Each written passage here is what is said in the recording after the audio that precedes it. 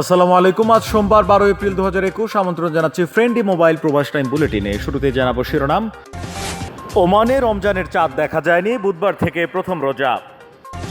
আন্তর্জাতিক ফ্লাইট বন্ধে চরম বিপাকে প্রবাসীরা।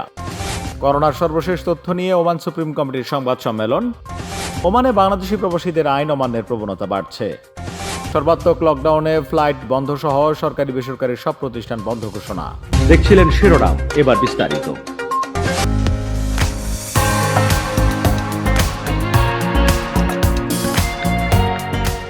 ঘরে বসে অনলাইনে রিচার্জ সহ আকর্ষণীয় সব অফার পেতে আজই ডাউনলোড করুন ফ্রেন্ডলি অ্যাপস।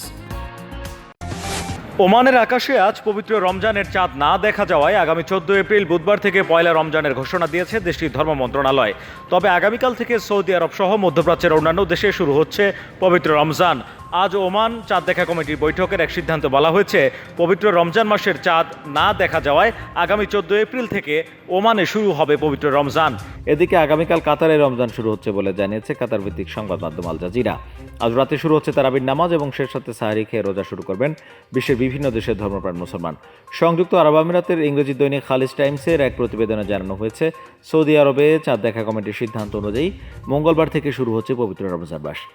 এদিন থেকে মাসব্যাপী রোজা রাখবেন বিশ্বের কোটি কোটি মুসলমান। এদিকে করোনা ভাইরাসের কারণে এবছরও ওমান সহ বিশ্বের বিভিন্ন দেশের মসজিদে তারাবির নামাজ সহ সম্মিলিত ইফতারের নিষেধাজ্ঞা দিয়েছে ধর্ম মন্ত্রণালয়। এদিকে পবিত্র রমজান উপলক্ষে শুভেচ্ছা বিনিময় করেছেন ওমানের মহামান্য সুলতান হাইতাম বিন তারিক। আজ এক বিবৃতিতে তিনি বাংলাদেশের মহামান্য রাষ্ট্রপতি আব্দুল হামিদ সহ বিশ্ব মুসলিম নেতাদের শুভেচ্ছা জানিয়েছেন। বাংলাদেশে করোনা ভাইরাসের সংক্রমণ বৃদ্ধি পাওয়ায় আগামী 14 এপ্রিল থেকে এক সপ্তাহের জন্য সর্বাত্মক লকডাউন বাস্তবায়ন করবে সরকার। এই 7 দিনে অভ্যন্তরীণ এবং আন্তর্জাতিক রুটের সব ফ্লাইট বন্ধের ঘোষণা দিয়েছে বেসামরিক বিমান চলাচল কর্তৃপক্ষ। বিজ্ঞপ্তি অনুযায়ী আগামী 14 এপ্রিল রাত 12টা থেকে 20 এপ্রিল রাত 12টা পর্যন্ত বাংলাদেশ থেকে সকল আন্তর্জাতিক ফ্লাইট বন্ধ থাকবে। তবে লকডাউনের সময় অনুমতি নিয়ে কার্গো বিমান, স্পেশাল চার্টার্ড ফ্লাইট চলাচল করতে পারবে বলে জানিয়েছে বেবি চক। লকডাউনের কারণে বিমান চলাচল বন্ধের সময় যাদের ফ্লাইট ছিল তাদেরকে কোনো ধরনের ভর্তুকি ছাড়াই বিনামূল্যে টিকিট পুনরায় ইস্যু করার ঘোষণা দিয়েছে বিমান বাংলাদেশ এয়ারলাইন্স। এদিকে আন্তর্জাতিক রুটে ফ্লাইট বন্ধ ঘোষণা করায় চরম আতঙ্কের মধ্যে রয়েছেন বিদেশগামী নতুন যাত্রী সহ দেশের ছুটিতে আসা প্রবাসীরা। এর মধ্যে যেসব প্রবাসীর ভিসার মেয়াদ শেষের দিকে অথবা যারা ইতিমধ্যেই টিকিট কেটে ফ্লাইটের জন্য অপেক্ষা করছেন তাদের জন্য মাথায় আকাশ ভেঙে পড়ার উপক্রম। ফ্লাইট বন্ধের বিরোধিতা করে ব্র্যাক মাইগ্রেশনের প্রধান শরীফুল হাসান বলেন, জীবিকার তাগিদে বাংলাদেশ থেকে রোজ হাজারো প্রবাসী কর্মী বিদেশ যাচ্ছেন। আন্তর্জাতিক রুটে তাই বিমান চলাচল বন্ধ না করার অনুরোধ জানান তিনি। বলেন, অন্তত বাংলাদেশ নিজে থেকে যেন এই সিদ্ধান্ত না নেয়। গত 3 মাসে প্রায় 1.5 লাখ কর্মী বিদেশ গেছেন, এখনও রোজ যাচ্ছেন। শরীফুল হাসান বলেন, বিদেশে গেলে করোনা ছড়ায় না আর নেগেটিভ সনদ নিয়েই এরা যাচ্ছেন। প্রয়োজনে বিশেষ বিমান দেন, কারণ একবার যাওয়া পিছিয়ে গেলে পরে নানা সংকট তৈরি হয়। টিকিটের দামও বাড়ে। মনে রাখবেন, কোভিডের মধ্যেও রেকর্ড পরিমাণ প্রবাসী আয় এসেছে। কাজেই বৈদেশিক এই কর্মসংস্থানটি যেন কোনোভাবেই বন্ধ না হয়। ওমানে করোনা ভাইরাসের সর্বশেষ পরিস্থিতি নিয়ে সংবাদ সম্মেলন করেছে দেশটির সুপ্রিম কমিটি। সোমবার গণমাধ্যমকে দেশটির স্বাস্থ্যমন্ত্রী জানান, বেশিরভাগ নাগরিক সঠিকভাবে করোনা সতর্কতামূলক ব্যবস্থা গ্রহণ না করার কারণে ওমানে করোনা ভাইরাসের নতুন স্ট্রেনের সংক্রমণের হার বেড়েছে, যে কারণে দেশে করোনা পরিস্থিতি এতটা খারাপ হয়েছে। তিনি আরও বলেন, সুলতান হাইতাম বিন তারিক দেশের সকল নাগরিককে দ্রুত ভ্যাকসিনের আওতায় নিয়ে আসার নির্দেশ দিয়েছেন। করোনা পরিস্থিতিতে প্রয়োজনীয় ব্যবস্থা অব্যাহত রেখেছে ওমান সরকার। দেশটিতে অনেক নাগরিক গুজবের কারণে করোনা ভ্যাকসিন নিতে চাচ্ছেন না বলে জানিয়েছেন স্বাস্থ্যমন্ত্রী। তিনি বলেন, ভ্যাকসিন না নেওয়ার কারণে অনেকেই নিবিড় পরিচর্যা কেন্দ্রে মারা গেছেন। দেশের বিভিন্ন হাসপাতালে ভর্তি মোট রোগীর সংখ্যা 751 জন। আইসিইউতে ভর্তি আছেন 234 জন। করোনা মহামারীর শুরুর পর থেকে হাসপাতালে ভর্তি রোগীর সংখ্যা এটি সর্বোচ্চ। তিনি আরও বলেন, আমরা আশা করছি আগামী শিক্ষাবর্ষের শুরুর আগেই সকল শিক্ষা কার্যক্রমের সাথে জড়িত সকল কর্মকর্তা কর্মচারীকে করোনা ভ্যাকসিন প্রদান করা হবে। এদিকে দেশটির তথ্যমন্ত্রী জানান, আমাদের সকলকে সুপ্রিম কমিটির দেয়া সকল স্বাস্থ্যবিধি মেনে চলতে হবে। আমাদের স্বাভাবিক জীবনে দ্রুত ফিরে আসার নিশ্চয়তায় আমাদের স্বাস্থ্যবিধি মেনে চলতে হবে। পবিত্র রমজান মাসে সুপ্রিম কমিটির সিদ্ধান্তগুলো পর্যালোচনা করা হচ্ছে। দেশে করোনার পরিমাণ কমে গেলে বর্তমান পরিস্থিতি কিছুটা শিথিল করার কথা জানান তথ্যমন্ত্রী। ওমানে ইদানিং সুপ্রিম কমিটির আইন লঙ্ঘনের প্রবণতা বাংলাদেশি প্রবাসীদের মধ্যে বৃদ্ধি পাচ্ছে বলে জানা গেছে গোপন সূত্রে। আজ দেশটির জাতীয় গণমাধ্যম প্রকাশিত সংবাদে দেখা গেছে, সুপ্রিম কমিটির সিদ্ধান্ত লঙ্ঘনের দায়ে 12 জনকে জেল জরিমানা করা হয়েছে, যাদের মধ্যে 9 জনই বাংলাদেশি প্রবাসী। এদের মধ্যে রয়েছে রঞ্জিত কুমার, রতন চন্দ্র, জুতান চন্দ্র, সেলিম উদ্দিন, মোহাম্মদ জামান, মোহাম্মদ ইসলাম, মোহাম্মদ ইলিয়াস, হেলাল ও মোহাম্মদ রমজান। আটককৃতরা প্রাতিষ্ঠানিক কোয়ারেন্টাইন আইন লঙ্ঘন, লকডাউন আইন অমান্য করা এবং স্বাস্থ্যবিধির কোনো তোয়াক্কা না করেই জনসমাগম করেছিল বলে জানিয়েছে ওমানের পাবলিক প্রসিকিউশন। আটককৃত 9 বাংলাদেশের মধ্যে 2 জনের ভিসা বাতিল করে দেশে ফেরত পাঠানোর রায় দেওয়া হয় এবং সেই সাথে সবাইকে 1000 ওমানি রিয়াল করে জরিমানা করা হয়, যা বাংলাদেশি মুদ্রায় 2 লাখ টাকার সমপরিমাণ। দেশে মহামারী করোনার ঊর্ধ্বগতি ঠেকাতে আগামী 14 এপ্রিল থেকে সারা দেশে এক সপ্তাহের সর্বাত্মক লকডাউন ঘোষণা করা হয়েছে। সোমবার দুপুর 12টার দিকে মন্ত্রিপরিষদ বিভাগ থেকে এ সংক্রান্ত প্রজ্ঞাপন জারি করা হয়। এ সময় জরুরি সেবা ছাড়া সরকারি বেসরকারি সব প্রতিষ্ঠান বন্ধ থাকবে, তবে স্বাস্থ্যবিধি মেনে চলবে শিল্প কলকারখানা। 14 এপ্রিল ভোর 6টা থেকে 21 এপ্রিল মধ্যরাত পর্যন্ত এই লকডাউন চলবে। লকডাউন চলাকালীন সময় এক সপ্তাহের জন্য সকল অভ্যন্তরীণ এবং আন্তর্জাতিক রুটের ফ্লাইট বন্ধের ঘোষণা দিয়েছে বেসামরিক বিমান চলাচল কর্তৃপক্ষ। আগামী 14 এপ্রিল রাত 12টা থেকে 20 এপ্রিল রাত 12টা নাগাদ বাংলাদেশ থেকে সকল আন্তর্জাতিক ফ্লাইট বন্ধ থাকবে, তবে লকডাউনের সময় অনুমতি নিয়ে কার্গো বিমান, স্পেশাল চার্টার ফ্লাইট চলাচল করতে পারবে। এদিকে আসন্ন পবিত্র রমজানে জুমা ও তারাবি নামাজের বিষয়ে ধর্ম মন্ত্রণালয় থেকে বিশেষ নির্দেশনা দেওয়ার কথা রয়েছে। সবশেষ নির্দেশনা অনুযায়ী লকডাউন চলাকালীন সময়ে মসজিদে তারাবি সহ সব নামাজেই 20 জনের বেশি মুসল্লি রাখা যাবে না বলে জানিয়েছে ধর্ম মন্ত্রণালয়। ওমানি নাগরিকদের পর এবার প্রবাসীদের ক্ষেত্রেও প্রাতিষ্ঠানিক কোয়ারেন্টিনের শিথিলতা আরোপ করেছে ওমান। এখন থেকে দেশটিতে আগত প্রবাসী সন্তানদের ক্ষেত্রেও প্রাতিষ্ঠানিক কোয়ারেন্টিনের প্রয়োজন নেই, দেশটির সিভিল এভিয়েশন কর্তৃপক্ষ এই ঘোষণা দিয়েছে। সিএএ এর এক কর্মকর্তার বরাত দিয়ে টাইমস অফ ওমান জানায়, স্থল, সমুদ্র বা বিমান পথে আসা প্রবাসী নাগরিকদের সন্তানদের প্রাতিষ্ঠানিক কোয়ারেন্টিনের প্রয়োজন নেই, তবে অবশ্যই সন্তানদের বয়স 18 বছর বা তার কম হতে হবে। সিএএ এবং দেশের স্বাস্থ্য মন্ত্রণালয় বিজ্ঞপ্তি জারির পরই ইতিমধ্যে ওমানের বিমানবন্দরগুলোতে এই প্রক্রিয়া শুরু হয়েছে। তবে অন্যান্য সকল প্রতিরোধমূলক সতর্কতা মেনে চলতে হবে। ওমান আসার পূর্বে তারাসুত অ্যাপে নিবন্ধন করতে হবে, বৈদ্যুতিক ব্রেসলেট পড়তে হবে এবং হোম কোয়ারেন্টাইন মেনে চলতে হবে। এর আগে ওমানি নাগরিকদের প্রাতিষ্ঠানিক কোয়ারেন্টাইন থেকে অব্যাহতি দেয়া হয়েছিল। এরপর প্রবাসী পরিবারের জন্য কিছুটা শিথিলতা দেওয়া হয়েছিল। এবার প্রবাসী সন্তানদের ক্ষেত্রে প্রাতিষ্ঠানিক কোয়ারেন্টাইন আইন শিথিল করা হলো। সাধারণ প্রবাসীদের জন্য প্রাতিষ্ঠানিক কোয়ারেন্টাইন আইন বাতিল করে হোম কোয়ারেন্টাইন আইন জারির দাবি জানিয়েছেন সাধারণ প্রবাসীরা।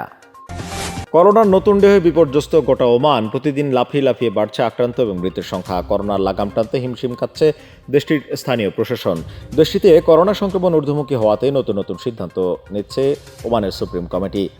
সোমবার ওমান স্বাস্থ্য মন্ত্রণালয়ের দেওয়া তথ্য অনুসারে দেশটিতে আজ নতুন আক্রান্ত 1480 জন, মারা গেছেন 13 জন, যেখানে গত সোমবার আক্রান্তের সংখ্যা ছিল 1117 জন, মৃতের সংখ্যা ছিল 10 জন। সেখানে আজ আক্রান্ত বেড়েছে 363 জন, মৃতের সংখ্যা বেড়েছে 3 জন। দেশটির বর্তমান করোনা পরিস্থিতি ভয়াবহ বিপদ সংকেতের ইঙ্গিত দিচ্ছে বলে মনে করছেন স্বাস্থ্য বিশেষজ্ঞরা। বর্তমানে আইসিইউতে ভর্তি রোগীর সংখ্যা 234 জন। দেশটিতে আক্রান্ত, মৃত এবং আইসিইউতে ভর্তি রোগীর সংখ্যা উদ্বেগজনক হারে বাড়ছে। এখন পর্যন্ত মোট আক্রান্ত সংখ্যা 1,73,029 জন। অপরদিকে সুস্থ হয়েছেন 1,53,986 জন। নতুন 13 জনের মৃত্যু সহ মোট মৃতের সংখ্যা 1,789 জন। গত 24 ঘন্টায় সুস্থ হয়েছেন 1,202 জন। গত 24 ঘন্টায় বিভিন্ন হাসপাতালে নতুন ভর্তি হয়েছেন 105 জন। এখন পর্যন্ত বিভিন্ন হাসপাতালে চিকিৎসাধীন আছেন 741 জন। পরিস্থিতি নিয়ন্ত্রণে রাখতে এবং সংক্রমণ থেকে রক্ষা পেতে সরকারের দেওয়া সকল স্বাস্থ্যবিধি মেনে চলার আহ্বান জানিয়েছে দেশটির স্বাস্থ্য মন্ত্রণালয়। আইন অমান্য করলে কঠোর ব্যবস্থার হুঁশিয়ারি দিয়েছে সুপ্রিম কমিটি। এদিকে বাংলাদেশের ইতিহাসে আজ করোনায় সর্বোচ্চ মৃত্যুর রেকর্ড হয়েছে। সোমবার বিকেলে স্বাস্থ্য অধিদপ্তর দেওয়া তথ্য অনুসারে দেশে আজ করোনায় মৃতের সংখ্যা 83 জন, নতুন আক্রান্ত হয়েছেন 7201 জন। দেশে করোনা ভাইরাস পরিস্থিতির অবনতি হয় এক সপ্তাহের কঠোর লকডাউনের সিদ্ধান্ত নিয়েছে সরকার। সেই প্রেক্ষিতে civil aviation authority of Bangladesh আগামী 14 এপ্রিল থেকে পরবর্তী এক সপ্তাহ পর্যন্ত ঢাকায় আসা যাওয়ার জন্য নির্ধারিত প্রায় 500 আন্তর্জাতিক ফ্লাইট স্থগিত করেছে। রোববার সিভিল এভিয়েশন অথরিটি অব বাংলাদেশের chairman air vice marshal Mohammad Mofidur Rahman গণমাধ্যমে বিষয়টি জানান। এদিকে বাংলাদেশ বেসামরিক বিমান চলাচল কর্তৃপক্ষ 13 এপ্রিল মধ্যরাত থেকে আন্তর্জাতিক ফ্লাইট ওঠানামা 7 দিনের জন্য বন্ধের নির্দেশনা দিয়েছে। তবে গতবারের মতো বাংলাদেশিদের দেশে ফেরাতে বিশেষ ব্যবস্থাপনায় ফ্লাইট চলাচলের অনুমতি দেওয়া হতে পারে, সেক্ষেত্রে তাদের নতুন নিয়ম মানতে হবে। বেবি চকের দেওয়া সংবাদ বিজ্ঞপ্তিতে বলা হয়, 13 এপ্রিল দিবাগত রাত 12:01 থেকে 20 এপ্রিল রাত 11:59 পর্যন্ত বাংলাদেশ থেকে আন্তর্জাতিক ফ্লাইট ওঠানামা বন্ধ থাকবে। তবে ত্রাণ সামগ্রী, কার্গো, টেকনিক্যাল ল্যান্ডিং বিশেষ ব্যবস্থাপনায় পরিচালিত ফ্লাইট ও এয়ার অ্যাম্বুলেন্স ইত্যাদি চলাচল করতে পারবে। বিমানবন্দর ব্যবহার করা এসব যাত্রীকে বাধ্যতামূলকভাবে যাত্রা শুরুর 72 ঘন্টা আগে করোনা নেগেটিভ সার্টিফিকেট নিয়ে প্লেনে চড়তে হবে।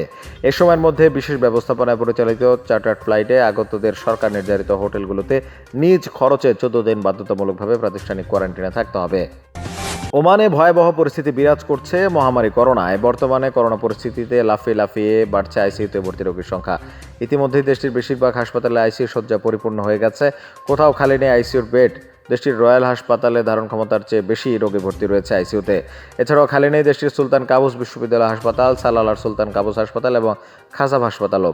সোমবার স্বাস্থ্য মন্ত্রণালয়ের দেওয়া তথ্য অনুসারে করোনা রোগীর জন্য আইসিইউগুলোতে বরাদ্দকৃত মোট বেডের সংখ্যা 219টি, যার মধ্যে বর্তমানে 8টি বেড খালি আছে। বাকি সমস্ত বেড করোনা রোগী দিয়ে ভরপুর। দেশটিতে অস্বাভাবিক হারে করোনা রোগীর সংখ্যা বৃদ্ধি পাওয়ায় এই সমস্যার সম্মুখীন হতে হচ্ছে ওমানকে। বর্তমানে দেশটিতে গড় আক্রান্তের সংখ্যা 1000 অতিক্রম করেছে। এমত অবস্থায় নাগরিকদের যথাযথ স্বাস্থ্যসেবা নিশ্চিতে উদ্বিগ্ন দেশটির স্বাস্থ্য মন্ত্রণালয়। ওমানের ধোফার অঞ্চল সালালাতে দেখা মিলল আরবীয় চিতাবাঘের। দেশটির ধোফার প্রদেশের জাবাল কামার পাহাড়ের উত্তর অঞ্চলে এই চিতাবাঘের দেখা মিলেছে বলে জানিয়েছে ওমানের রয়্যাল কোর্ট অব দিওয়ানের পরিবেশ সংরক্ষণ বিষয়ক অফিস। আন্তর্জাতিক ইউনিয়ন তথ্য অনুসারে এই বিরল প্রাণীটিকে সংরক্ষণের জন্য ব্যাপক চেষ্টা চালিয়ে যাচ্ছে বিশ্ব। অন্যথায় খুব দ্রুত এই প্রজাতি বিলুপ্ত হওয়ার সম্ভাবনা রয়েছে। আরব চিতাবাঘের ঘুরে বেড়ানো ধোফার এলাকার বেশিরভাগ অঞ্চলেই দেখা মেলে। জেবেল কামারের উত্তরে নাজদ অঞ্চলে এই প্রজাতির চিতাবাঘের বেশি দেখা মেলে। আরব এই চিতাবাঘের ভৌগোলিক সম্প্রসারণ, পরিবেশগত ভারসাম্য ও পরিবেশগত বৈচিত্র্যের গুরুত্ব বহন করে বলে জানিয়েছে ওমানের বিভিন্ন জাতীয় গণমাধ্যম। মহামারী করোনা ভ্যাকসিন নিয়ে এবার উদ্বেগ জানালো মধ্যপ্রাচ্যের দেশ ওমান। আজ সুপ্রিম কমিটির বৈঠক শেষে দেশটির স্বাস্থ্যমন্ত্রী ডক্টর আহমেদ বিন মোহাম্মদ আল সাইদি গণমাধ্যমকে বলেন, ওমান বিশ্বের প্রথম দেশ যারা ভ্যাকসিনের জন্য আন্তর্জাতিক জোটে যোগদান করেছিল। কিন্তু দুর্ভাগ্যক্রমে বিশ্বব্যাপী ভ্যাকসিন নিয়ে তৈরি হয়েছে বিভিন্ন সমস্যা। কিছু দেশ তাদের প্রয়োজনের চেয়ে বেশি পরিমাণে ভ্যাকসিন নিয়ে রেখেছে, আবার কিছু দেশ ভ্যাকসিন রপ্তানি বন্ধ করে দিয়েছে। তিনি বলেন, ওই সমস্ত ভ্যাকসিনই ওমানে অনুমোদন দেওয়া হয় যেগুলো স্বাস্থ্যের জন্য কার্যকর ও সুরক্ষা নিশ্চিত করে। ভ্যাকসিন নিরাপদ না হওয়া পর্যন্ত কোনো ভ্যাকসিনের অনুমোদন দেওয়া হয় না। আজ অবধি মোসান্দাম প্রদেশের 13,000 বাসিন্দা সহ পুরো দেশে 1,70,000 মানুষকে করোনা টিকা প্রদান করা হয়েছে। আমরা আশা করছি আগামী শিক্ষাবর্ষ শুরুর আগে সকল শিক্ষকদের ভ্যাকসিন প্রদান করা হবে। এই ছিল ফ্রেন্ডলি মোবাইল প্রবাস টাইম বুলেটিনের আজকের আয়োজনে। যে কোনো খবর পেতে ভিজিট করুন probastime.com, সাবস্ক্রাইব করুন প্রবাস টাইমের ইউটিউব চ্যানেল, যুক্ত থাকুন ফেসবুক পেজে।